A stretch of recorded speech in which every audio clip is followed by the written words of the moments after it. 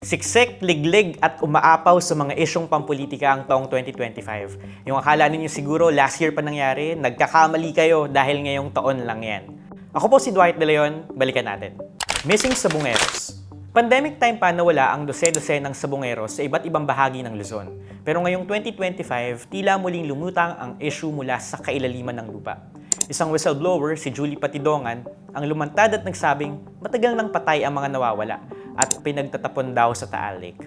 It's a claim that exposed a horror of horrors na tila nagpatibay sa hinala ng publiko mula pa noong mga nakaraang taon.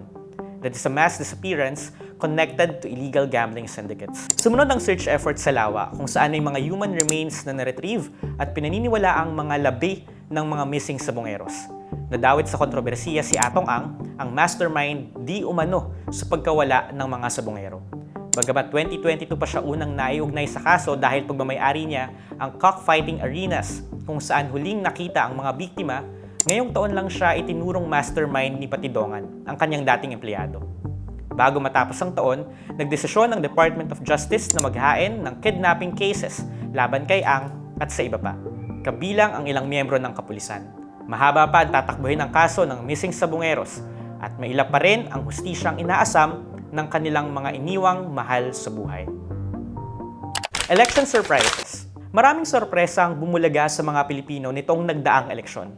Yes, marami pa ring mga dinastiyang matatag, pero may mga dinastiya ring natibag. Si Gwen Garcia napatumba ng newcomer na si Pamela Baricuatro sa pagkagobernador sa Cebu. Major losses din ang sinapit ng pamilya Cuevas sa Catanduanes at pamilya Velasco sa Marinduque. Hindi rin tumalab ang star power ng maraming mga artistang sumabak sa politika. Luis Manzano, Marco Gumabaw, Zanjo Marudo, and Willie Revillame, to name a few. Ligwak din sa senatorial race sina Philip Salvador at Jimmy Bondoc, mga kandidatong sinuportahan ni VP Sara, but overall, her bets exceeded expectations. Amy Marcos, Camille Villar, Rodante Marcoleta, and Bato de la Rosa, whom initial surveys pegged to be in the danger zone, won for senator, alongside Bongo, who topped the race. Ang mga kandidato naman ng administrasyon nag-underperform, with candidates such as Abby Binay, Bong Revilla, and Manny Pacquiao getting shut out of the Magic 12. For the traditional opposition, the elections provided a silver lining. Nakabalik sa Senado si Kiko Pangilinan at Bam Aquino, naging top-notcher ng party list race ang Akbayan, paving the way for Chel Jokno's congressional debut, at balik lehislatura si Laila de Lima via Mamamayang Liberal, 8 years after she was detained on trumped-up charges. The Villars. This is definitely not the year of the high and mighty Villar family. The biggest blow came with the collapse of Villarland's valuation after an external auditor rejected its trillion-peso paper gains, a humiliation that wiped out billions from the clan's reported wealth. Dahil sa issue, binawi ng Securities and Exchange Commission ang accreditation ng appraiser na nag-evaluate ng asset value ng Villarland. And it wasn't the only Villar business under fire. The 2025 campaign season was heavily shaped by controversies surrounding Prime Water, yung kumpanya ng pamilya na pinutakte ng reklamo dahil sa sobrang palpak at nakakakonsuming serbisyo. While Camille Villar clinched a Senate seat, her mother Cynthia suffered a stinging defeat right in their Las Piñas bailiwick. Prime Water also ended up being the subject of a government investigation. At the end of the year, the Villars exited the water concession business. Si Senator Mark Villar na tahimik lang, pinapaimbestigahan na rin, particularly over his alleged involvement in a flood control kickback scheme during his stint as Public Works Secretary of Rodrigo Duterte. The Villars remain powerful and far from irrelevant. Pero, walang duda, 2025 has been one of the most stressful years for one of the country's wealthiest clans. Impeachment saga. It may feel like a lifetime ago, pero believe it or not, ang impeachment ni Vice President Sara Duterte ang bukang bibig ng taong bayan sa unang kalahati ng taon. Duterte was indicted by the House in February for alleged betrayal of public trust, among other grounds. Kinastigo siya sa kanyang di umano'y pagwaldas ng kanyang confidential funds at ang kanyang pagbabanta sa buhay ni Pangulong Marcos. But the road to her trial was marred by endless delays. The Senate, led by then Senate President Chis Escudero, only convened into an impeachment court in June, just before the 19th Congress came to a close. At yung mga kaalyado ni VP sa Senado successfully moved to return the articles of impeachment to the House para raw maitama ng Kamara ang mga quote-unquote constitutional infirmities sa reklamo laban kay Sara. The Supreme Court eventually declared her impeachment unconstitutional, giving the Senate a reason to archive the case. Tuluyang namatay ang paglilitis noong Agosto, ni hindi man lang nabigyan ng pagkakataon ang House prosecutors to make their case before the impeachment court. Isang beses lang pwedeng maghain ng impeachment complaint laban sa isang impeachable official kada taon. Yung daan-daang kongresistang pumirma para kasuhan siya noong Pebrero, handa kaya ulit panugutin si VP Sara kung may maghain ng panibagong reklamo laban sa kanya sa susunod na taon? O takot na kaya silang kalabanin ang perceived frontrunner ng 2028 presidential election? Rodrigo Duterte's arrest.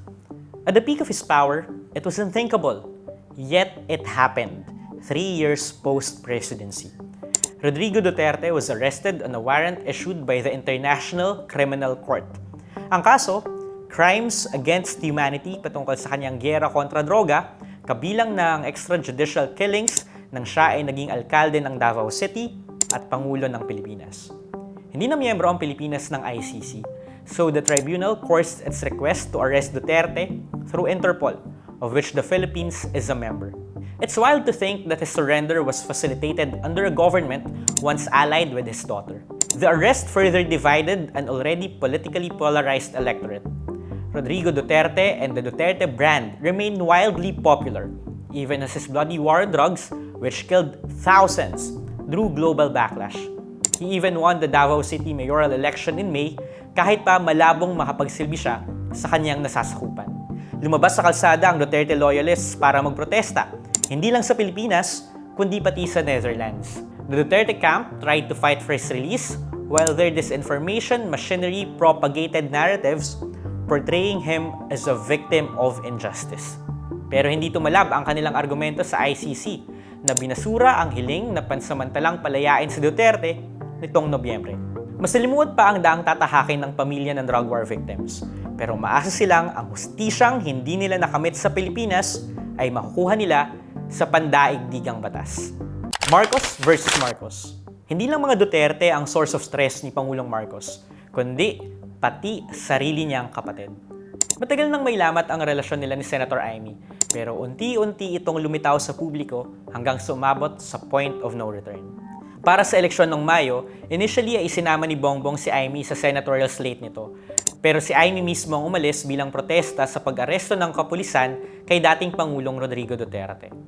At the Iglesia ni Cristo rally in November, Amy Marcos spoke out against her brother and accused him, as well as her nephew Sandro, of illegal drug use. Bumuelta si Sandro sa tiyahin niya at sinabing ang mga patutsada ni Amy ay hindi gawain ng isang tunay na kapatid. This of course unearthed an urban legend na kesyo hindi raw tunay na anak ni Marcos Sr. si Amy. Ang buwelta ni Bongbong in all of this, hindi na niya kilala ang kanyang kapatid. Budget mess. Nagsimula ang 2025 ni Marcos, dala-dala ang malaking bagahe from 2024.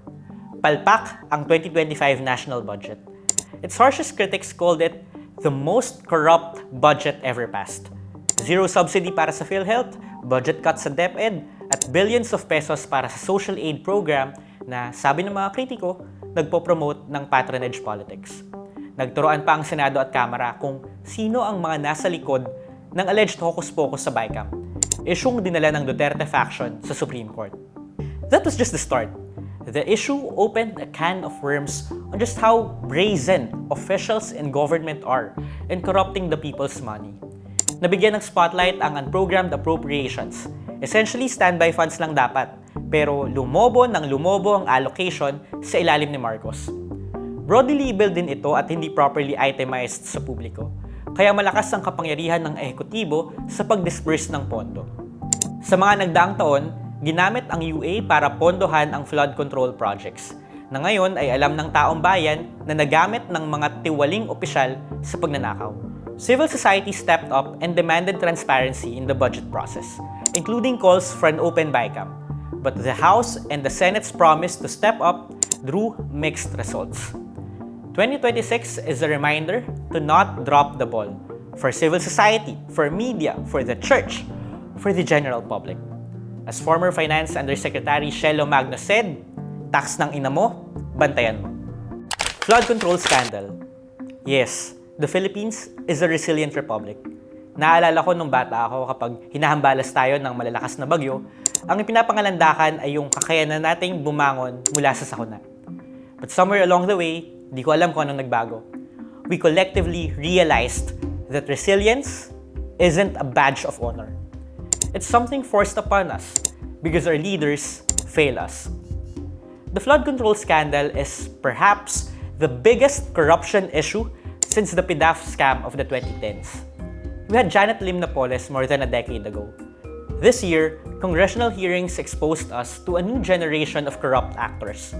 Henry Alcantara, Bryce Hernandez, Roberto Bernardo, Curly and Sara Diskaya na ngayon nakakulong na, at Catalina Cabral na ang biglaang pagkamatay ay nababalot ng maraming katanungan. Di ka ba magngingit-ngit sa galit when you hear DPWH officials admit that flood control projects designed to save lives, were not just substandard, some didn't exist at all. The government formed an independent commission to get to the bottom of public works corruption, but the investigation leaves a lot to be desired. Our sad state forced investigative journalists and civil society to step up. We at Rappler even built a map showing how many elective officials in the country are contractors themselves, so brazen that they try to circumvent laws against conflict of interest. When corruption is so deeply ingrained in our political system, what can those in power realistically do to rebuild trust that is already eroded? Massive protest rallies. Yung galit ng taong bayan sa gobyerno ngayong taon dahil sa korupsyon, umapaw hanggang kalsada.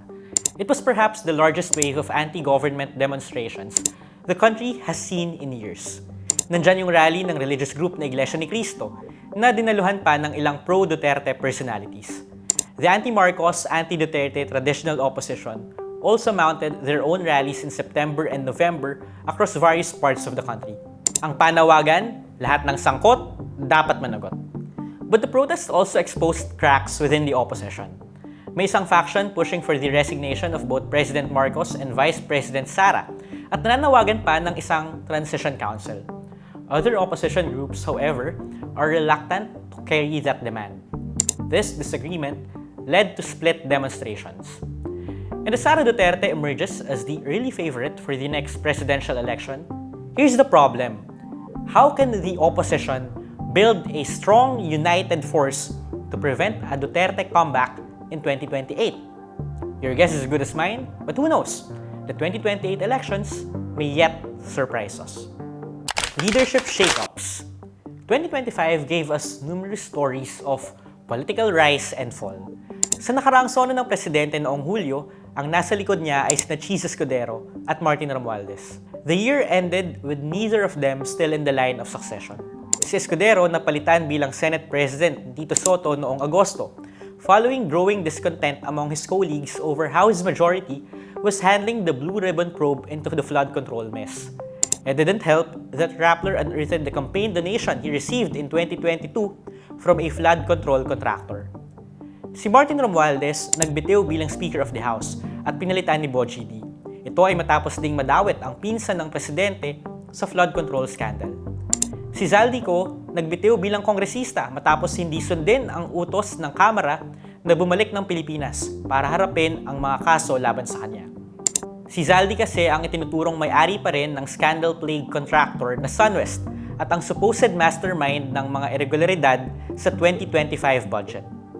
Enemy number 1 na siya ngayon ng Marcos administration matapos niyang akusahan ang Pangulo mismo na siya raw ang nag-utos maglagay ng budget insertions sa BICAM. Nagkabalasahan din sa gabinete ni Marcos at marami ang nawala sa kanilang pwesto.